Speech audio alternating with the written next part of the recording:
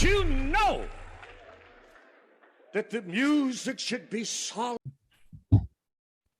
It's in. Nobody can hear that except for me and you. We say So that. when the gal goes recording in progress, do they hear it? No. Just you and then me. Yeah. So people think you're fucking crazy when you say something. Because I'm always last. You're always first. And I'm wondering, well, I got to hit that little blue button and so the gal will stop talking. Yep. But they can't hear it. Oh, that's too bad because she's got a beautiful voice. She does actually, and she lets us know what's going on, and it's wonderful. So I want to say something, Mr. Chops, Lamb Chops, here. Yeah, Lamb Chops. What do you want to say there, Lamb? Hey, Go ahead. Hey. I can't believe people actually eat lamb chops. That's fucking horrible. But I only eat them on British Air when I'm flying across the pond. BA knows how to do it properly with a little stuff on the side. I enjoy the chops on the plane. They do that now? They still give out food on planes? Because you know me, I've been flying all the time, and they usually throw you like a Fig Newton bar, and they're like, here you go. Well, as you know, Theo, you and I are usually at the front of the plane, not the rear end. Yeah. So we're very lucky to be offered chops when you're on BA across the pond. No, it's only international, not here. They don't care. No. Even if you're at the front of the plane here, they don't give get a bag of peanuts anymore. No. I asked for a second cup of water the other day on my flight last night. They looked at me like I was insane. They were like, "You didn't bring your own?" I'm like, "These because when we do these things, the jobs pay for the front of the plane, as we say, and you think there would be some. They don't give a shit. Water in the ready. No water. That the other thing is everybody's taking a dump in that front bathroom now. They're coming from the aisle 30 to come to take a dump, and but I'll tell you a funny story. They need a linebacker in between sections to go. Hang on a second. Back it away. Well, they used to close the curtain and all that, but again, it's just the perfect way of society being set up, where they make people feel like dog shit if you're not fucking sitting in business. Well, and I don't like that feeling either. I'm not. No, because I've surely been in both, and I'm surely to be in both the rest of my life. Oh, me too. So here's what happened. This is really funny, and probably I shouldn't say it, but it was funny just because I felt it was funny. So. I'm very precise in my life. Like everything I do is like a plan. Jesus. It's a plan. Right. You know me better than anyone, right? So I'm sitting there. I'm flying late. It's a late night flight. Some might call it a red eye. I think that's one that goes past midnight. So it wasn't a red eye, but it was late night. And it's dark on the plane. Everybody's sleeping. And I'm checking my surroundings going, okay, once I know everybody's down, I really got to go to the bathroom. Like, this is what I'm thinking. I got to get in there, but sure. I want to do it when I'm positive that once I lock that door, somebody's not knocking. You're not going to go. Yeah. And I still have a bit of, and I hate using the word, but I'm going to, or using the acronym PTSD, but back in the day when I guess somebody didn't trust me or something or whatever, I went in the bathroom once and I was in there for like 14 seconds and one of the flight attendants knocked on the door. I was on that flight with you. I was on that flight with you. Yeah. And I was like, what the fuck? And they were like, we wanted to make sure you're okay. And I was like, what did you think I was doing? For 22 seconds. Right. Okay. I just pulled down my pants. Yeah. It literally just got here. So and I've always been worried about that. So, okay. So while that's being said, I finally figure it out. I'm looking at the plane and I go, okay, I'm going to get on. I'm going to go in right now. It's dark. Seatbelt sign came off, ready to go. Seatbelt sign is off. Yeah. We're on. It's smooth cruising, right? And it's about to be smooth cruising for me in the fucking bathroom. So I get in there. The second I sit down, no, that's right. All the lights in the plane go on. Oh, speaker. Yeah, speaker comes on. If there's any doctors, nurses, paramedics on the plane, please come to the back. Please come to the back, seat 30B. And I was like, what the fuck is happening? I pop up. Did you wash your hands? I just want to know if you washed your hands. I said to myself, calm down. We don't know what's happening, but you can't go out like this. You got to get yourself together. So I washed my hands. I got myself together. They had every light in the plane on. And I guess someone had fainted and passed out. Sure. And they were worried. and they, I'm not a doctor or a paramedic. I did you want to say I'm Dr. Theo Rossi? No, I said I was on Grey's Anatomy. They didn't care. I wanted to go back there. They didn't care. But I was like, do you need any help? And they were like, no. So apparently, I guess there was someone. The point is the shock of what was happening. The woman was fine. She had low blood sugar. I came to find out after I spoke to her at the end of it. She had low blood sugar, and there was someone who had there was another diabetic on the plane. But point is, I got to tell you, they were talking about emergency landing this thing and all that. It was quite the fright on this plane. And I had never experienced. There's absolutely nothing relaxing about that story at all. Nothing other than the fact that low blood sugar woman is going to be fine. Boy. I pinched my cheeks from then on in. I didn't even have to go. It was over. I never had to go after that. And I realized, fucking Lord. Yeah. So that's that. But speaking of poor little lambs and lamb chops on British Airways, I want to say before we get into this episode, this is a pretty significant episode for fucking Juice and Tig. There's a lot going on in this episode, and it's short. Here's what's funny. It's only 49 minutes. And yeah, it's 50 minutes. That's right. I saw that. Amazing. Great. Why can't they all be like that? Why can't they all be like 49 minutes? Because we did it right in this. Who directed this? Guy Perlman. Who did it? Guy. You got these 2-hour episodes that say nothing. This is 49 minutes and it has everything.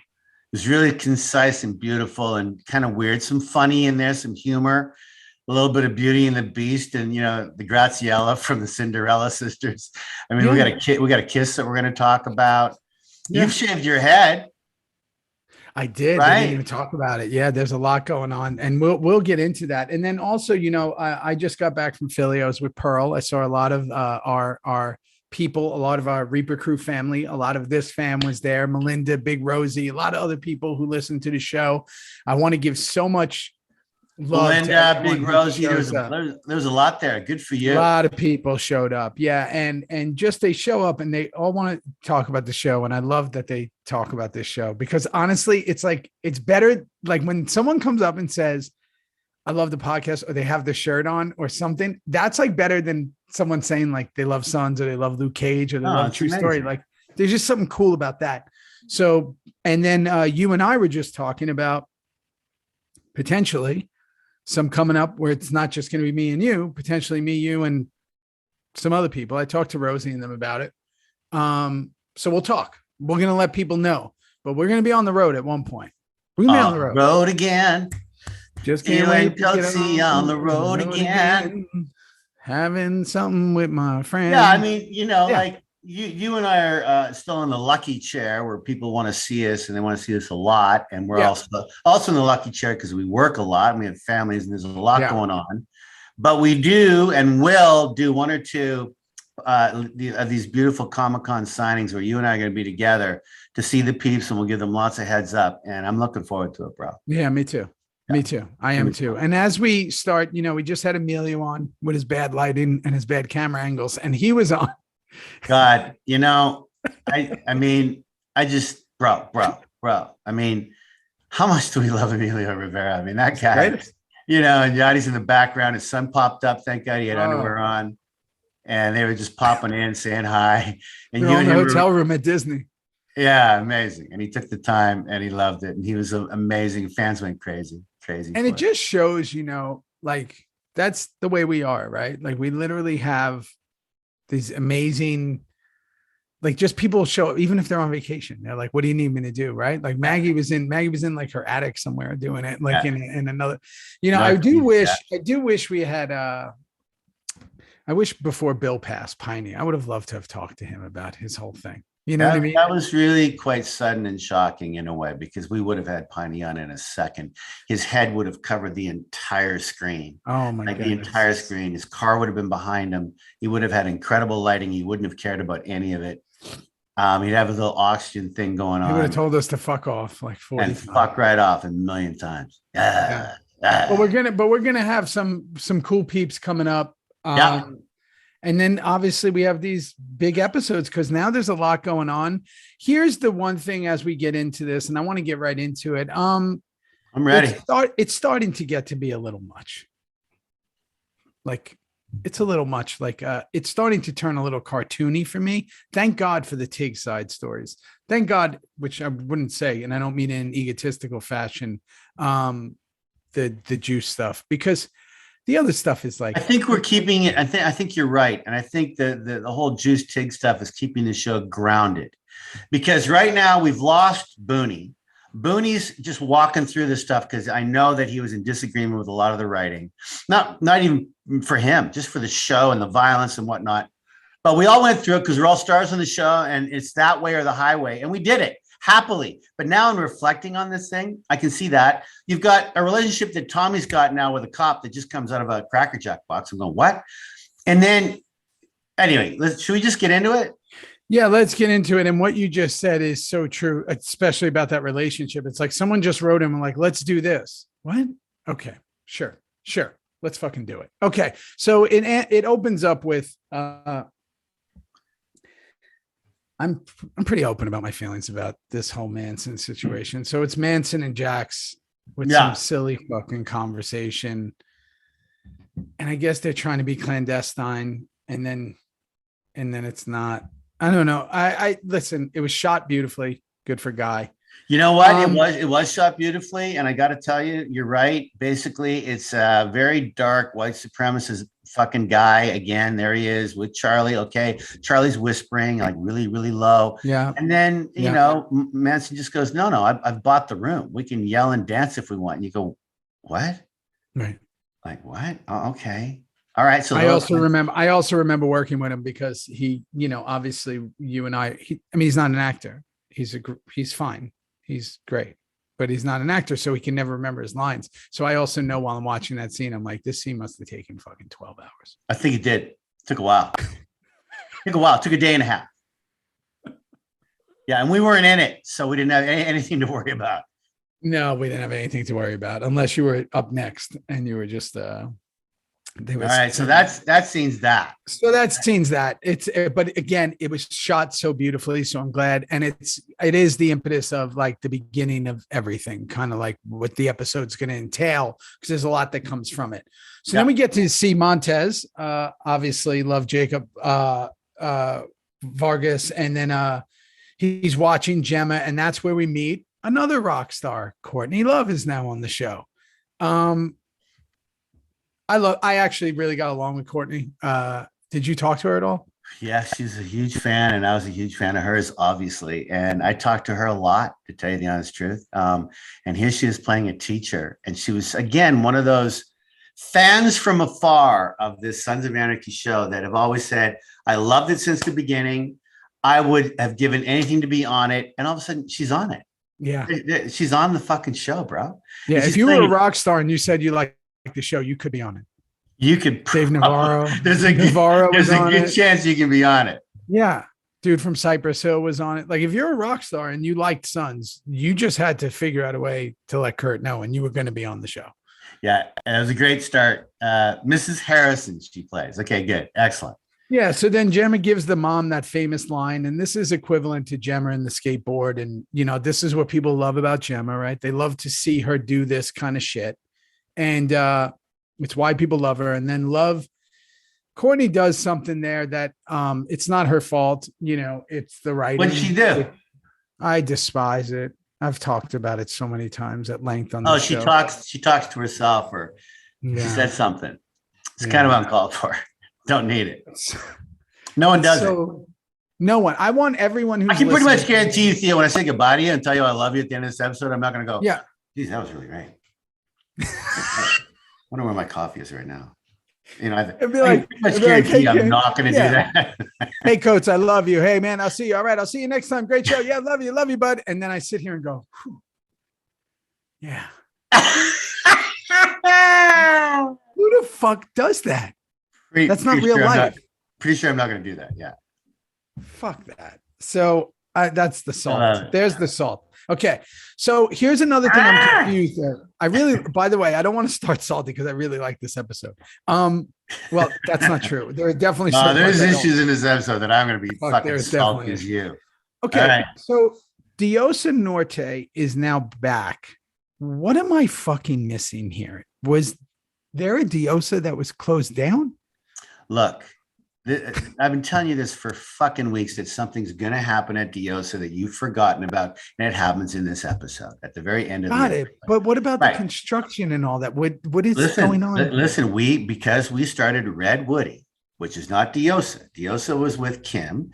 Diosa was with, her nice, soft but that was a house. She had a house. And we moved it from there to fucking where we are now at Diosa. We've done that 2 seasons ago. We left that fucking house out.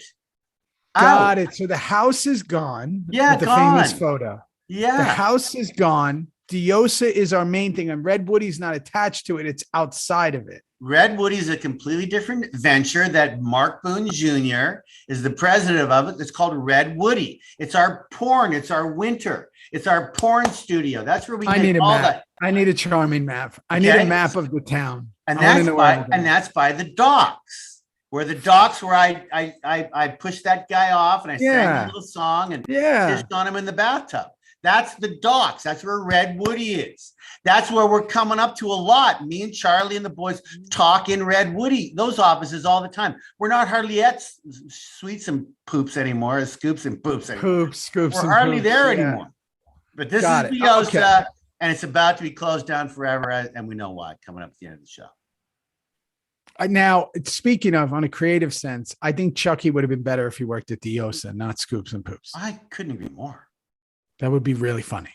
Couldn't agree more. Okay. Should we reshoot it? Should we go back? Let's reshoot it and get him there. So we see Nero and Colette. Now we're reintroduced to Colette. It's been a little while since she's seen her. Kimmy, good to see her back. Love her back. Yeah, she looks fantastic. She's the best. Okay. Incredible. We got Natalie Sky with a couple of lines in there. Natalie. Yeah. They want to show her. Remember now, if they're building people up, usually means something's about to go down. If you start seeing someone spotlighted, never good. Very good point. That's a very. If you see someone that talking who hasn't talked much, big mistake, right? You're excited when you read those first. Call your managers immediately. Yeah, don't get excited on page 5 because come page 50. I've read the script. I've got a few. No, that's probably not going to be a good thing. Fuck. I was so excited on page 5 and page 50. Not good. Okay. No, not good.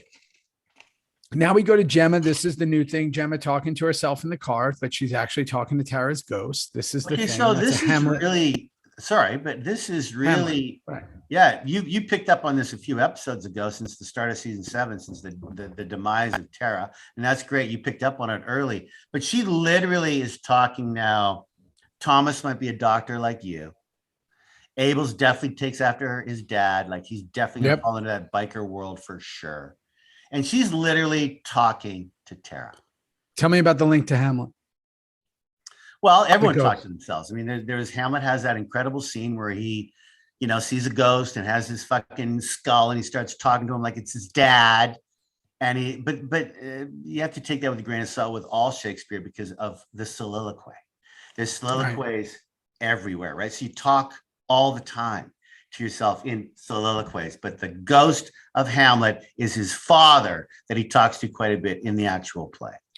So then we cut to another person talking to himself, and that's Juice. And you think, look at you and fucking Gemma attached at the hip with this shit, man. I guess you kind of witnessed stuff together, and you killed Roosevelt, and she did the same to Tara, and you're forever attached now, aren't you?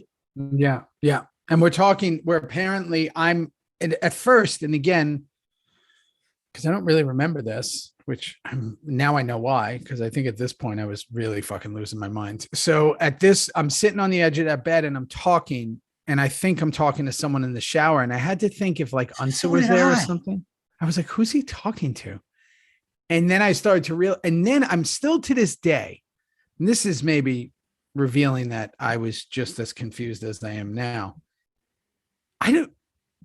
Who was I talking to? Like there's always, even when you talk to yourself, like I talk to myself all the time when I'm walking around the acres and stuff all the time, but I'm always talking to someone. So it might be my uncle. It might be, people who have passed in my life. Like I have someone in my mind I'm talking to. I'm not talking to me. I'm talking to someone, right? It'd be like if you're talking to Fred, like you're talking to someone, even though you're talking to yourself. Does that make sense? Yeah, it does. I never knew who Juice was talking to. I thought at this moment you were talking to you. No, I had to be talking to someone. I had to be talking to because I don't think you ever directly talk to you. You don't. Okay. You think thoughts. I don't want to get too fucking crazy here, but you think thoughts. But when you're talking, when you're saying yeah, I really should. Maybe if I do this, what do you think? If I do this, maybe if I do that, there's usually someone in your head that you're discussing with. So, or maybe it's just me. Doesn't matter. I'm thinking that there had to be someone. So now as I'm watching it from afar, I'm like, was he talking to his dad? Was he talking to maybe somebody he knew from the neighborhood or maybe. And I wish I would have thought about it more because it probably would have been more potent. And then they come in. And can I just say, I thought the moment was so real though, with you not talking too loud, but maybe loud enough, as you suggested, that it might be someone in the shower. That was kind of a nice little red herring in a way. Is someone there with you? But then answer, you fucking, and he comes, he goes, who are you talking to? So my deal with that is, were you that loud that he could fucking hear you talking? I guess. I mean, shitty hotel. Shitty little hotel. You can hear fucking everything. Yeah. Okay. Sure. Why not? But why didn't he say were you on the phone? Yeah. Well, point is, it was just another way for them, I guess, to somehow get my clothes off. So then I may I just say, beautiful bum that you have.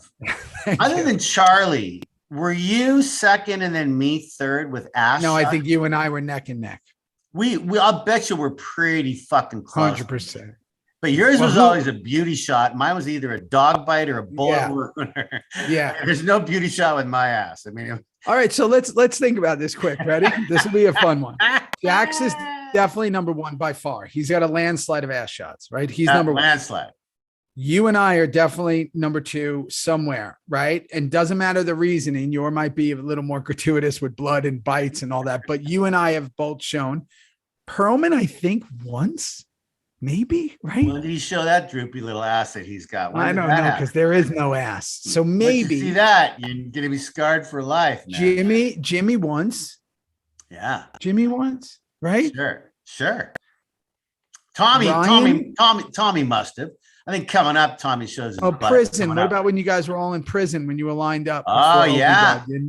There you go. Everybody, me, right? Ryan, Charlie. No, that was a beauty shot ass for Tig that time. Did Boone? Because Boone has a peanut, a walnut of an ass. Did they show? I've seen Boone's ass way too many times to count with opening his fucking Winnebago door when he's on the fucking toilet. But I don't think Bobby Elvis showed his ass. I could be wrong. Hey, how about we pivot from since you obviously after this episode there is no more death count. Just lose it. It's over. Let's get an ass count. Let's get a little ass count, biscuits. Let's get a 7-season ass count. And listen, I understand the Jax one is just too much, but I'm sure the girls or the guys or whoever want to revisit it anyway. Give us an ass count. Yeah, I'd love to know too, because this was Lamb Chops would love to know. Yeah, Lamb Chops would love to know. Inquiring minds want to know how many times. So we do that, and then we cut to Jackson, the crew, and okay, this is what I wrote. Now again, I was on a plane. I was watching this. The whole mood is kind of silly, right? Tyler shows up and talks about Lynn's spots getting hit and how he needs the boys to do a mission. I'm so confused of why the mood is so silly amongst everyone. Do you, and what I mean by that is it seems like something changed. Do you understand? Because you were there. It's almost like a. I do. Weird. I do. I think because the mood of the revenge line that Jax is on is so serious and only getting more serious that Sutter and his writers decided to put these meetings, for lack of a better, in unserious places. It's so fucking heavy. Let's have Winter. Hi, with their little. We're in post right now. We're in post. So you can take your meeting at the bar if you want, because we're in post. So then you see a couple of, Tyler's boys looking at the little porn shit. And it's kind of funny and kind of sexy. But here we are at the bar talking about some serious heroin shit. I don't know. I think they needed to switch it up. It's 7 seasons now of taking fucking meetings over selling guns or drugs or killing people. And they needed to just throw some fucking spice in the mix. And that's why we're at the bar. That's why we're doing stuff like this. That's why we go to the poops and scoops. But now he needs them to do a mission. He needs you guys to find this person before Marks does. And it's this whole thing, right? Okay. Yeah. Fine. But Jack says, we're going to dig up the body. We're going to go to the woods, right? Yeah. Thank God for you and Rat. You two are fucking great together. You have that little humor there.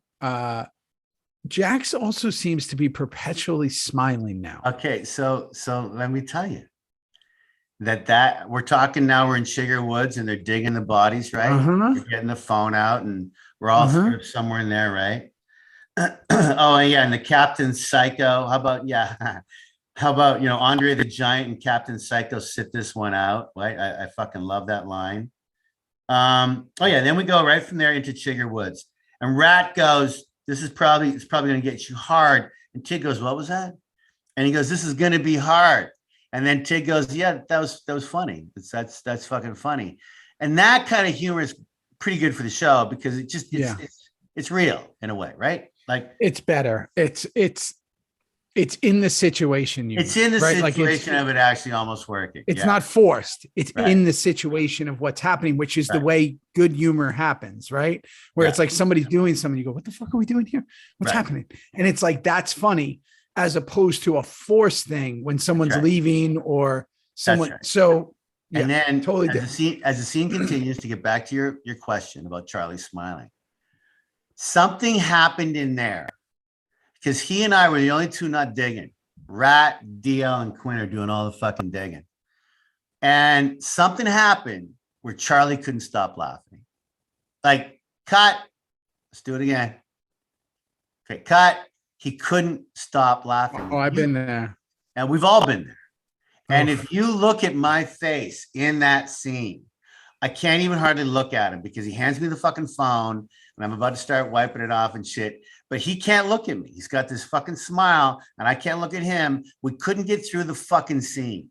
And so that was just, we're ending it now. I'm going to smile. And the nightmare for the crew. The crew hates it. And I feel so bad, but the crew hates it because they just want to get to lunch and get over with their day. These misbehaved actors. Can you just get it together so we can go have our burgers? And it could be the simplest thing. The one that I remember the most, and we've talked about it, was the Hasselhoff one where I literally couldn't stop. Like I was like, I'm going to have to bite. So you backed out of the scene. You and I backed out of the scene. We couldn't do it anymore. And what I was taught in acting school back in the day in Strasbourg was they said like bite the inside of your cheek. And then you start to think about like something really horrible, like something that's really like unworldly horrible because you have to pull yourself out of this nonstop laughter, right? That you can't, it just takes you over. And if you're a little tired and you get it, forget it. It's the day's over. You get like, I'll say sometimes like, I'm not going to get this scene. You might as well cut me out of it because I can't. And I'll tell people, don't look at me. Don't look at me. I have to say this line. Don't look at me. And you're really hoping that Sutter's not really around the corner of getting in on a motorcycle, which you could never ride very well. And get off his fucking bike and come in and see us fucking around or trying to get lean onto your mic. I can't hear you. Yeah, sorry. No, you just wanted to make sure Sutter wasn't around the corner. Oh, he would get so mad at us. You just go, come on. We go, come on. You wrote it.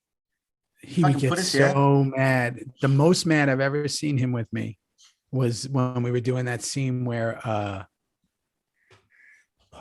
who's the white supremacist dude? Adam Arkin. Adam Arkin. Yeah. Zobel. When Zobel was in the it was the finale and Kurt was directing and Zobel was in the like bodega. Oh yeah. And we were all outside of it. And we had one of those moments, all of us, and we couldn't stop run into the door, trying to get in or looking where it was. Did you start to laugh there? Oh no. I couldn't stop laughing. And he wanted to make an example of me, but I was like, I guess I was the easy target.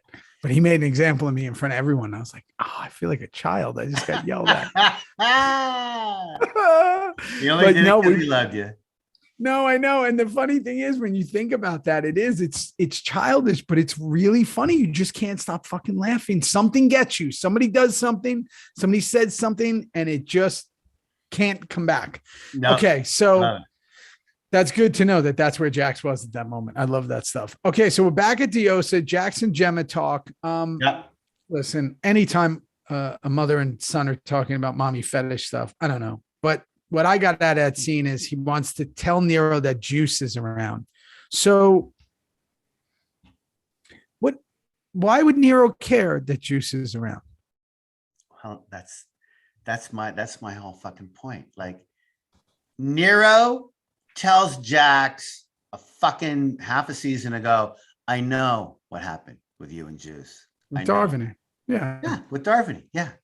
So no, exactly. So it's all out there. They had the big fight already. Nero and Jax punched it out. So who tell Nero that Jax? So meaning what? He's gonna go kill Juice? Right. Why? What does he have against Juice? He had the chance to kill Juice. He didn't. Why does he care? I don't know. It's very weird. Okay, maybe somebody can answer. I don't know why. Why would Nero care? And why was that such a big reveal? Okay, I don't know. I don't know. I think Nero and Jax want to talk to each other about a lot of things, and they're on the way out again a little bit. And maybe Jax is thinking by telling him Juice is around and we're getting to him, or we've got him, or I don't. Help me out. Season 7. Sure. Then Gemma and Colette talk. I love how her name's Colette after Colette at FX. Yeah, she was our favorite, man. We loved her. Colette's the fucking best. I wonder if she's still there. You think she's still there? No idea. She was a big shot, man. Probably still is. She was a big executive there, right? But she had Fox 21, I think. Why didn't we talk about Colette when we had? Oh, because he's not there anymore, and we had Dom on. Yeah, because she was at Fox 21, I think, the production company. She's fucking great. She was always with us. She was literally like one of the Sons of Anarchy. Yeah. So okay. So Gemma and Colette talk, and then we go to at the station with the new sheriff, Althea, and that was quick, right? And one quick thing before we get there. Sorry, I just want to say about how when the whole Jackson Colette and they hug it up and love all around, and you want to come by, I'll rub your back. You know, it's kind of weird, but we get it. They've made out and all that stuff. But I loved when Jax walked out of the door. If you notice, the light is blinding bright, like blinding bright, to give that impression in the film world that he's going outside. When that set was right dead smack in the middle of the biggest soundstage we had on Sons of Anarchy. So Paul Maybaum, again, you talked about that beautiful scene at the beginning that he set up in the prison.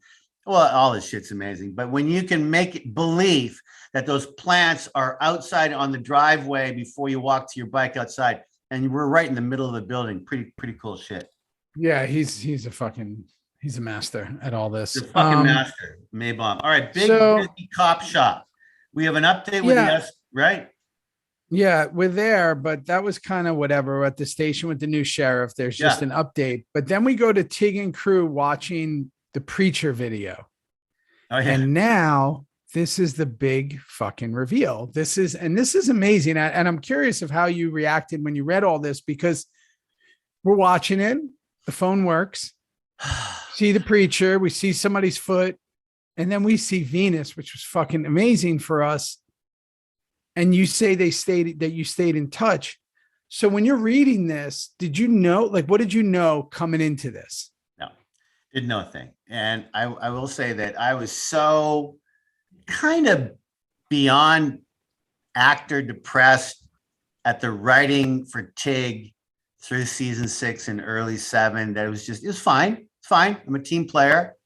But, you know, I really do feel that Sutter probably had that climax with Tig already. It's kind of done, but we're keeping him around. We're keeping, the boys around. That's fine. But to have anything with Venus, I thought, well, this is kind of weird. I wonder where that's going to go. But when I started reading this shit, and you remember in the paragraph describing the scene, it would say shit like Tig loves this, or Tig's getting off, and you don't even have to say it. I would have anyway. But I knew where Sutter was going. Not really. I didn't know really where he was going, but I decided to go all in with this fucking Tig, Venus, keeping in touch. She kind of fucking throws my mind in the weirdest fucking way. Sure, let's go. Not really knowing where it was going to go. But in this episode, anyway, we see where it's going. Well, and before, because really quickly we cut to De Niro and Gemma. They have a talk. She's been avoiding him. Yeah. You know, they have their little thing, right? And the cops roll up. And again, we're back to, I always call it the Gemma t-shirt. You know, it's Gemma, what people want on the t-shirt. What would Gemma do? Because now she's being antagonist to the cops. Yeah. She's not, sure talking about the name and, Althea and your parents wanted someone different. And she's just, again, being like, that's Gemma, right? She's well, yeah, she says, I guess your folks were hoping for a black baby. I mean, yeah, she just kept saying stuff. Yeah. She's just like that friend who you're like, just shut the fuck up. Right. Like, just shut up. Talking. And Nero's like, just please shut up. Right. Okay. But all that being said, I don't really care about all that. We get back to Venus with the crew. But one more quick little thing. Jerry goes, let's find Chibs first. Let's start there. Yeah, that was weird. That was weird. Like, and she's like, and then she says something like, keep it off the radio or something. Yeah. Fine. What? What for? Why? You discuss Braveheart? Remember, we've talked about this. Yeah. What is it? She like Gladiator? Yeah. Like what? What are you talking about? Leave Chibs alone. Anyway, funny. And not really. But now we get back to Venus with the crew. And the boys. Ha ha ha. Funny shit. Yeah. We're friends. This is one of my favorite lines ever said on this show. We're friends, you say. and then something about having things in common. And Bobby says, I can think of one thing. I fucking lost it because he delivered it with pure perfection. No, it was so he should have won an award for that delivery. Just for that line delivery. And Tig's having none of it. Don't you be disrespectful to her. That's what I say. Right away. I don't even fucking wait to have, hey, you fucking don't be disrespectful to her. And send Alexander up and we'll get the number and all that. And the fact that she calls him Alexander and the fact of like, just again, watching everyone around. Obviously we've talked, we don't need to go into it, but obviously when Venus was on set, how amazing it was. Right. So we're building this incredible storyline here. Yeah. Yeah. We're doing this relationship, which again, as an actor, this is all you ask for. Yeah. Put me in, coach. Let me do it. Let me play it. Give me something that I can. Let me have some fun. Yeah. Throw me that, for, I guess, lack of a better term, throw me the bone. It's like, Jesus.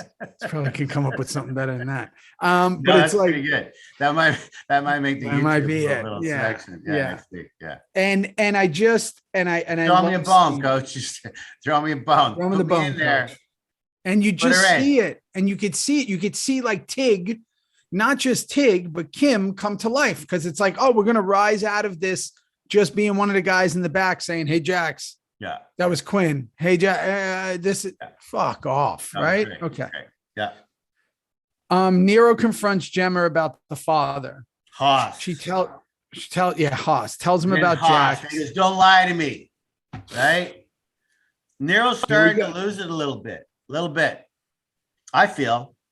Yeah. Well, again, this goes back to Juice somehow. What is this? Who cares? Well, then he goes like this. He goes, Jax is killing so much. It's not about revenge. You do it because it just feels good. And then I went, and then Juice comes up. And I go, why? And then Nero can't share everything with Gemma. And Gemma says, see, baby, there are some things you just can't share. Oh, all right. Is that what that's all about? Yeah. Tell me what you're thinking. I can't. Tell me what you're thinking. No, I can't. Don't lie to me. Well, okay, I won't, but I can't talk about it. What?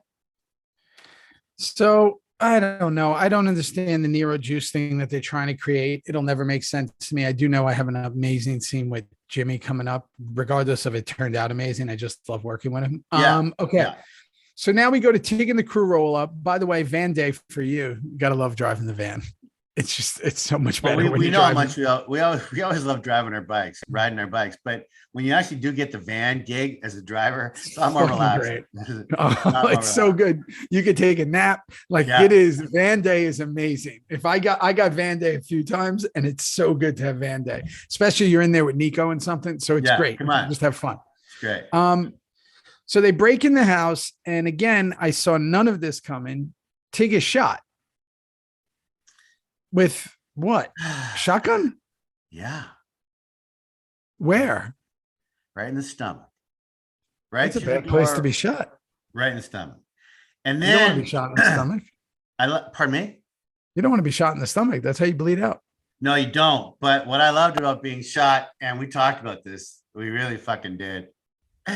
The fucking writing literally went from Tig being blown apart by the shotgun to the boys joining the swim team and just getting outside, joining the swim.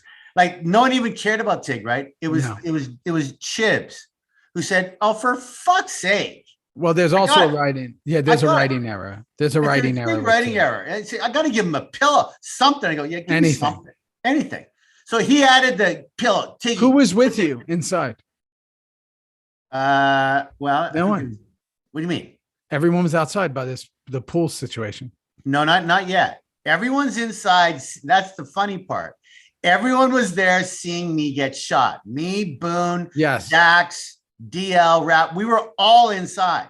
But then after the shot, everybody's gone. The car is blowing out the back. They don't fucking care about Tig. No. Let him die. We're out. And it was Chibs who went, "Oh, for fuck's sake. He just got shot. Can I? Yeah, give him a pillow." So they gave me remember, I'm on my back and they give me this pillow. I go, "I got it. Sure. We'll just put it right." And then they went out and they joined the swim team. Okay, go ahead. So speaking of that, Jax jumps in, Chibs jumps in after him.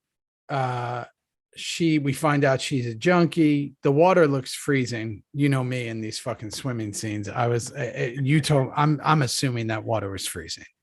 I can honestly tell you I was never outside for that scene, so I don't think I put my toe in to see how was that was somewhere far outside LA, or was it close? It was close. It was like a half hour, 45 minutes away. Nice little lake. Okay, so Theo, let's think about this. This is like on that house. 4th episode. This would have been like end of June, beginning of July. Oh, so it'd probably be hot. Would have been all right. Yeah, it might have been all right. That's true. But it was probably it's a still body of water. It's probably still cold. The boys jumped in. Jackson. Boys jumped in. He kicks his shoes off. He says, simpler times. Bobby says simpler men, right? When we talk about killing Mayans. It's a great line. Great line. Okay. They get her inside. She says she'll sign it. Chibs is in full doctor mode. This is always a fucking hoot to me. I'll tell you, whenever they put this kid in doctor mode, it's a fucking hoot. Okay. He's basically a blue starred nurse at best. There's no red or gold stars being handed out. So take it easy. But if you did interviews and Rorschach tests on any of this crew, let me tell you who'd be the last person who'd be a doctor. It'd be Tommy Flack. It'd be Telford Chibs. Yeah. Fuck, we loved him though. Okay. So here's where I get confused. Jax tells Rat, stay and make sure they're safe, right? Yeah. And then a second later, he says, and take back to Scoops. We have medical supplies there. Yeah. So, so what is it, bud? Am I staying or am I taking him? And if I would have been Rat back in 2014, I would have went, what is it, bud? Am I staying or am I taking? What am I doing? Because if I leave, they're going to be here unprotected. But if I don't go, he's going to die. So what am I doing? He has a good chance of not surviving. So what's it going to be? Anybody got it? Anybody have an answer to this? We got it. We got the scene. Rat. Let's move on. Where's Charles Murray? Can you get me a writer? Who do I ask why this doesn't make sense? And then Charles would have looked at me and goes, just say it. It was really confusing to me too. Seriously. Doesn't make sense. Okay. Yeah. So the boys roll out. We find out Patterson's putting an APB out on Juice. They need to move him. Yeah, and by the way, that's when I really noticed. I mean, really noticed that you had your head shaved. So yeah, me too. Did Tracy just really get to you then, or to the crew? No, I used to do my own. No. That's not what I mean. Did she finally just say to Kurt, Theo, we just can't keep putting this fucking tag? That was me. That must have been you. I couldn't do it anymore. It's too hard. No, because she would draw it on and I would be there for hours and then it would mess up and then we'd have to redo it. And it was like, it got to this point where I said, there has to be an easier way. So I asked Kurt, I was like, what do we do here? Because he wouldn't be doing a mohawk. He's on the run. He doesn't fucking care. Plus, he needs to look different. So we came up with just shave the whole thing. And that's when we came up with the top tattoo, the one under the mohawk. There you go. Yeah. So it comes up that we have the tattoo under the mohawk at this episode.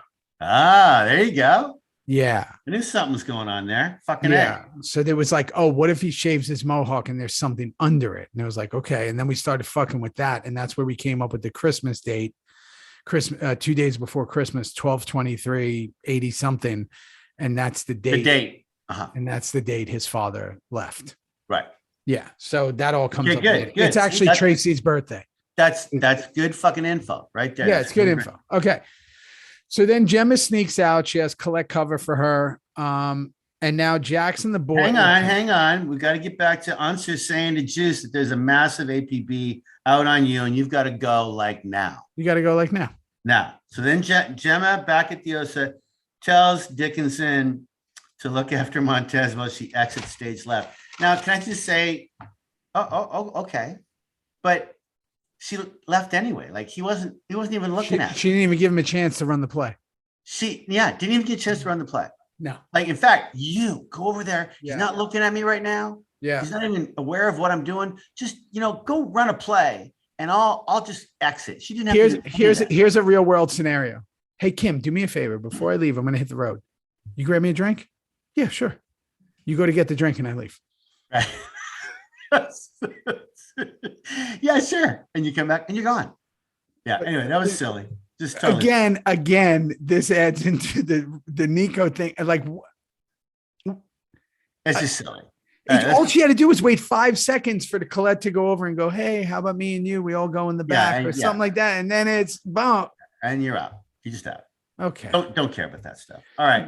Okay. Jax and the boys meet up with Leland and the crew. So Jax, Chibs, and Bobby are blasting down. Yeah. You're not there. No. You were happy. Blasting. How happy were you that you weren't in this scene? I was pretty happy.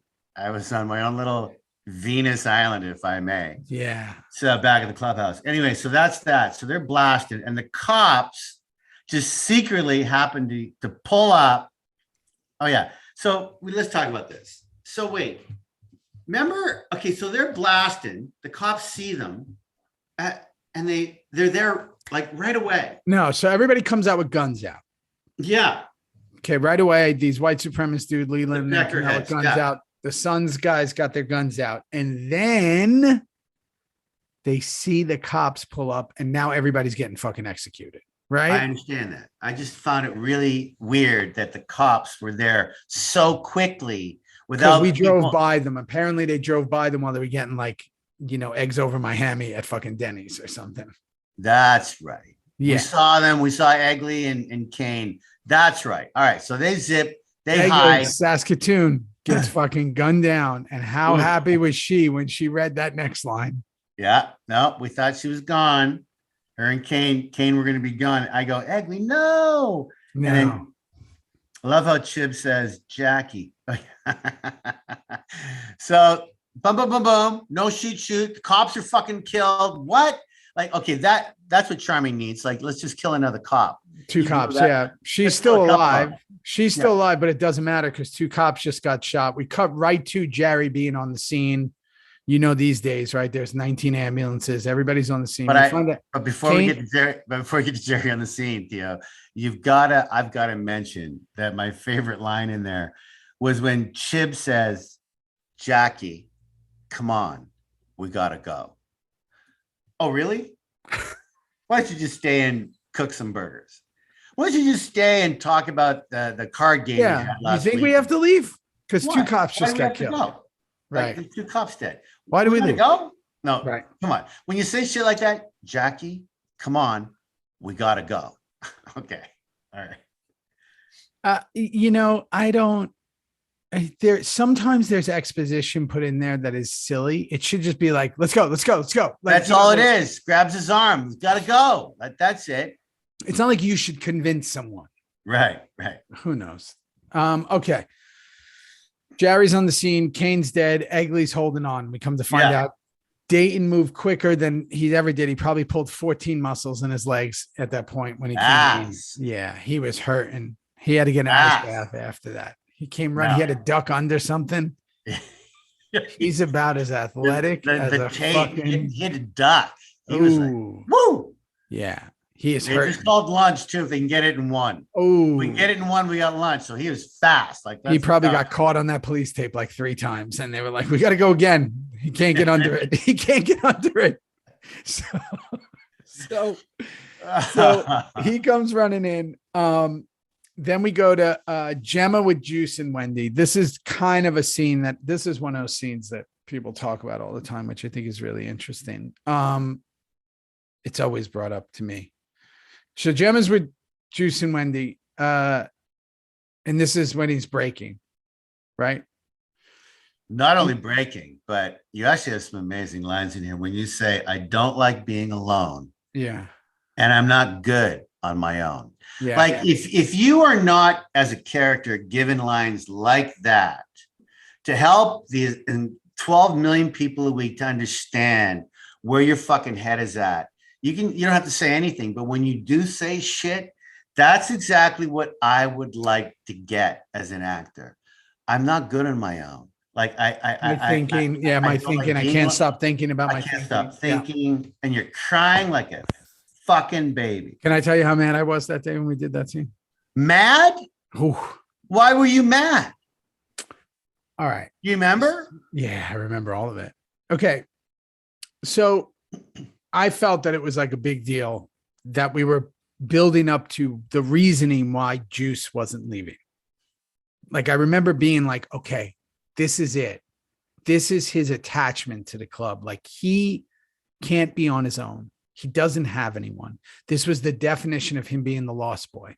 This was like and he doesn't even like being with himself. No. He needs the distractions of Tig and Chibs and Jack. Like he will do anything not to lose that.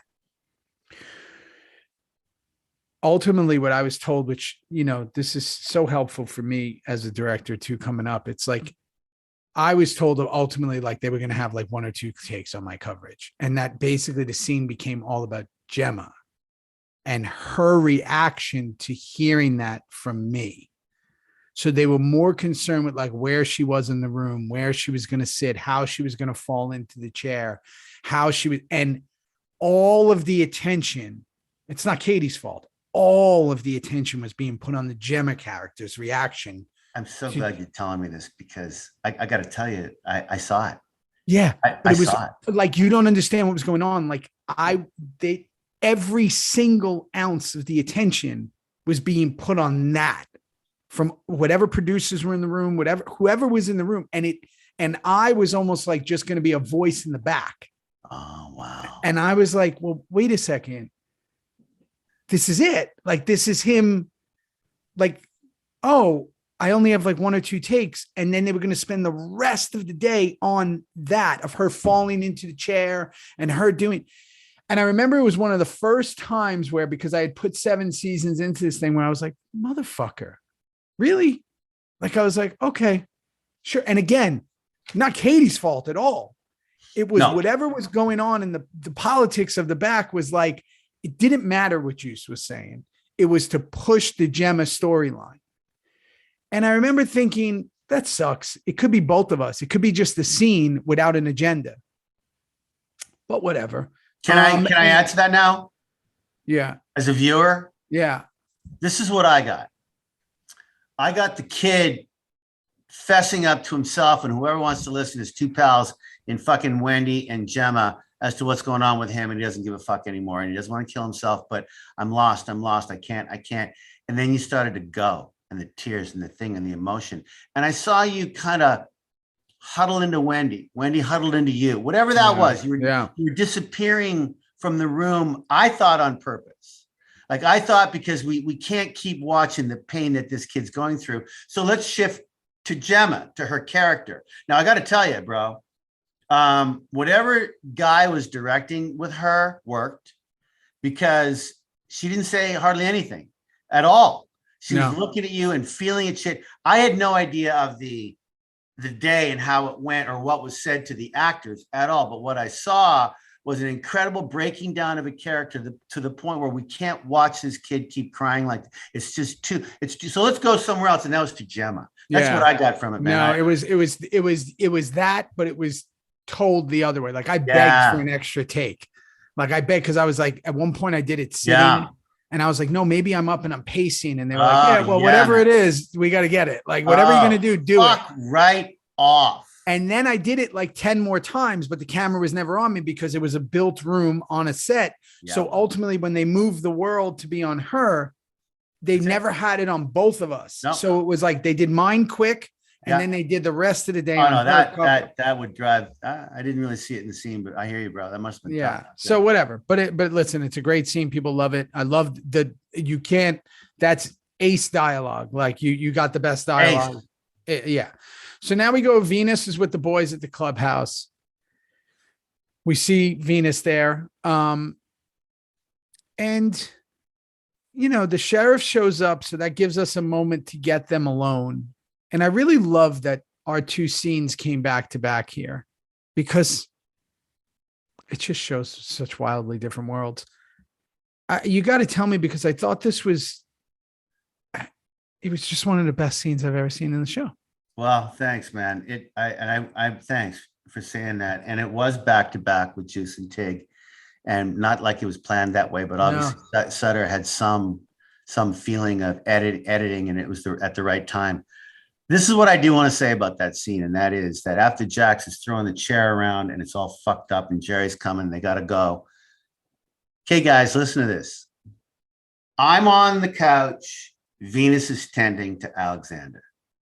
When those 6 guys left the set, they were staying right there behind the wall. You could hear a pin drop while we continued on with our scene. Mm-hmm. They never left and then went for coffee and then we'll shoot the Tig and no. The cameras kept rolling. And of course, there's a lot of teasing going on early without Venus on set, with me being there, getting the stuff on my stomach, and everyone's going, bunch of idiots. Whatever. Same thing with me and Manson, and you just laugh or, whatever, because, that's the way it is. All you want to do is stay in it and go, just shut up. Yeah, but whenever you and I were in it, they respected where we were. But I got to tell you, and then all of a sudden when it was time to do it, they shut the fuck up. Yeah. And man, that whole hand coming up and grabbing her on her cheekbone and asking, who are you? Oh, the dialogue is fucking outrageous. Right. And then she tells me, and I go, who? And then you just, what? And before you know it, this fucking kiss comes out of nowhere. And it's like, okay, well, here you go. Broke my chair. I'd never kissed a boy before. Can I tell you? That was that. I have. So here's the thing. Yeah. So can I tell you something that got me in that scene more than anything? Sure. Can I tell you what got me? Sure. It felt like Tig, somebody had seen him. If he'd only seen his demons, Tig thought he was a devil, if Tig thought he was evil, Tig thought he was the yang or the yin or the yin or the yang, he never saw that other side of himself. So we touched on it briefly with like the dog.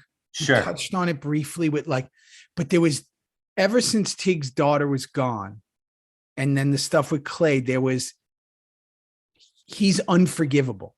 Uh-huh. He is who he is. Mm-hmm. He's been painted in a certain brush in this life, and it's never going to change.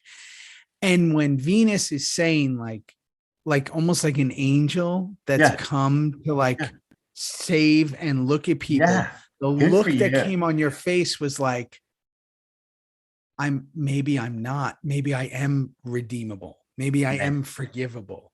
And I was like, that's fucking writing right there. And that's acting, because and they let the camera be there, and they let the hand movement happen, and and it's so rare in a show that has its foot on the gas at all times. Yeah.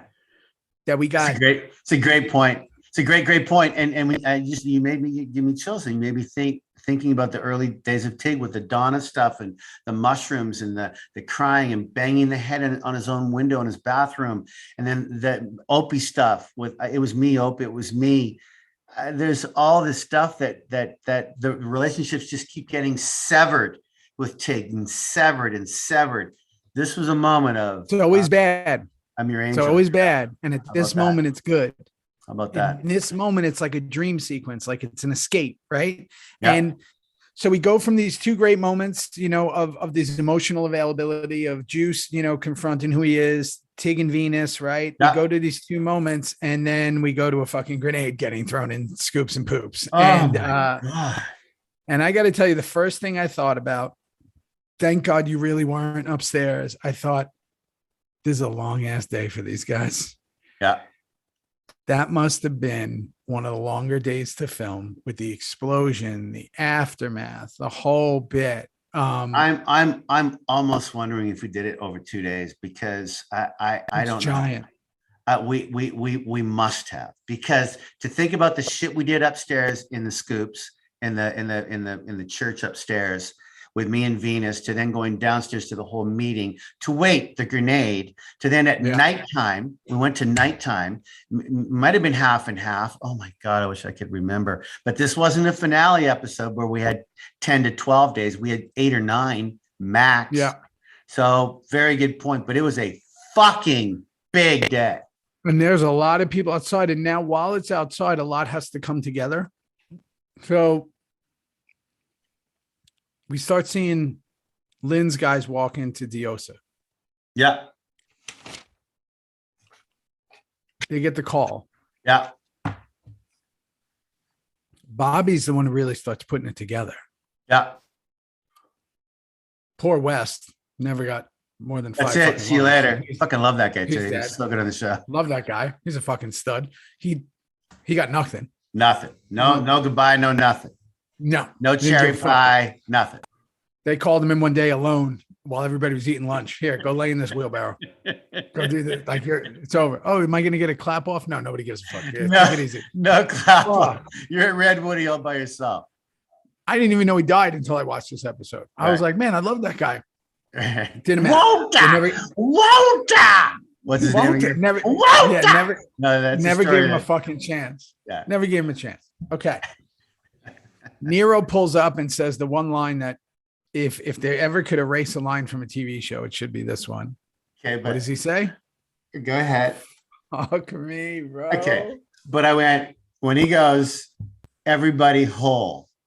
Oh. And but Theo, I must have been in a really good mood because I literally said, I haven't heard that for at least maybe a season now, or at least a few. No, bro. Every 3 episodes. Okay. Then I'm going, it seems like it's been forever. Maybe it was well used here. I can't remember. How about we replace it with at one point of you? Is everybody okay? We good? Everybody whole. Are we good? Whole. We slept with that line in our heads. Everybody whole. Oh. Everybody whole. We've all said it. Okay. So now everybody's trying to get to Diosa. It's the mad dash. It's the cannonball run to there. The music's starting. Here's the music starting. Here we go. So, but a lot of things happen in this music montage, right? Then remember, the music montages are all setups for what's coming. We got Unser with Egley. Yeah. That's why he was getting clipped by the police tape and had to do it 9 times because he's concerned. He likes Egley. All of a sudden, Unser and Egley. Who doesn't? She's from Saskatoon. Right. She's Who doesn't like Egley? Come on. Now, if I'm correct, and I hope that I'm not because I was really tired, is Chips driving the police car? Yeah. Yeah. And I think it's actually not a police car. Illegal? I think it's actually, she zipped there quick in an undercover. It's like, it's not an actual cop car. It's like a, detective. It's a detective car. Because he looked over at one point and didn't look at a cop car. He looked at like a, one of those Crown Royal, Crown something sedans. But he's fucking, you bet. And then he puts his hand on hers. So here we go. We got, this is the love connection. Yeah. The love connection no one asked for. Okay, so we have this one. Then we go to Tig and Venus, which is amazing. They're holding hands. Maybe we're not asking for that either, but they're no, I am. I'm asking for that. I am all about that team. And then Juice with the silencer, which was weird. Again, I don't know where this is going. So where's that going? Don't know. I fucking and didn't Gemma have a silencer too? Yeah. So then we go to Gemma with the silencer. So what the fuck is why? Oh my God. I don't know. The Sam family idiots. We know why. And then everyone is dead. That's all I wrote. Everyone is dead. Yeah. Not some. It's everyone. It's called Poor Little Lambs. And they were all the poor little lambs. And for everyone listening, you millions upon millions around the world, I'm not even fucking joking. Those girls who would come into Diosa previously in the house, now on set, they were amazing, those gals. They did it. They're on time. They looked amazing. They were funny. They did what they were told. They gave suggestions. And I'm so glad, in a way, we didn't take the time to go brrr, brrr, and see, like, please. Who needs that? Who needs that? No, we have enough of that in this world. It's uncalled for. Called. But it was a fucking massacre. Yep. Ain't coming home. Ain't coming home. None of them. I remember walking in. I was filming something that day because these were those episodes where I felt like I was like basically robbing the bank because I'd come in and work like 1 day, 2 days. I do all my scenes in like 1 or 2 days, and then like we'd walk across the parking lot going, "Hey, yeah, fucking see you later. See you later. I'm off for a week." Yeah, right? I'll be like, "I'm going away. I'm going on vacation." I was like gone. I'm going to Jersey. But I remember. What? Yeah, I remember I came in and they were prepping that scene. And I remember it being like blood bags after blood bags. And I remember Michelle and, every one of them were just like, hair and makeup were just going crazy in the crazy because they had so many people on the floor. It was, if you look at that scene, there's 30, 40, whatever it is that are massacred. The biscuits are going to get on that. They're going to get on that. Yeah, this is why they got to. We relieve you of your duties. Forget. No, I don't. Salty salsa. Honest Cherry wants a fucking count. I want you to focus now on butt cheeks. Let's go to something more positive. Instead of bullet holes, let's go to butt cheeks. Both. God damn it. So that's the end of it. And then here we go. We'll find out about the silences. We'll find out about Venus. We'll find out about everything. And to be continued. 9 to go, baby. Love you, man. So much to catch up on. Love you, man. Go talk to yourself. Love you. Bye-bye. Bye-bye.